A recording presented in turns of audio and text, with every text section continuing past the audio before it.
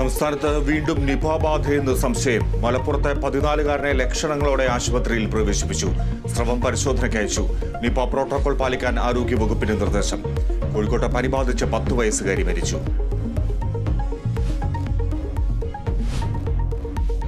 കർണാടക ഷിരൂരിൽ മണ്ണിടിഞ്ഞ് കാണാതായ അർജുനായി തെരച്ചിൽ തുടരുന്നു. പരിശോധനയ്ക്കായി ബംഗളൂരുവിൽ നിന്ന് റഡാർ എത്തിച്ചു. പുഴയിൽ വീണ്ടും തെരച്ചിൽ നടത്തും. ഇന്നലെ രാവിലെ നമ്മൾ ഒരു തവണ വിളിച്ചപ്പം ഫുൾ റിങ് ചെയ്തിട്ട് വീണ്ടും ഓഫായിപ്പോയി. ഒരുപക്ഷെ റേഞ്ച് വന്നതുകൊണ്ട് റിങ് ചെയ്ത് ഓഫായതാവാം, ഫോണിൽ ചാർജ് തീർന്നതാവാം.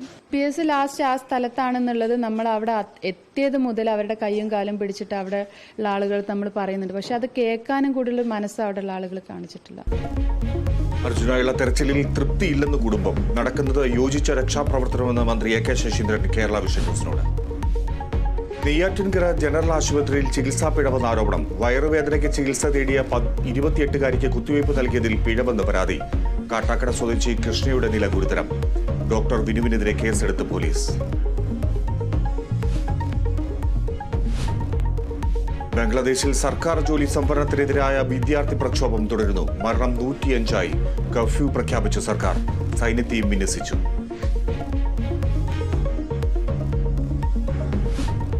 കുവൈറ്റിൽ തീപിടുത്തത്തിൽ 4-അംഗ മലയാളി കുടുംബത്തിന് ദാരുണാന്ത്യം. അബ്ബാസിയിൽ മരിച്ചത് പത്തനംതിട്ട സ്വദേശികളായ മാത്യു മുളയ്ക്കലും കുടുംബവും. അവധിക്ക് നാട്ടിലായിരുന്ന കുടുംബം കുവൈറ്റിൽ തിരിച്ചെത്തിയത് ഇന്നലെ.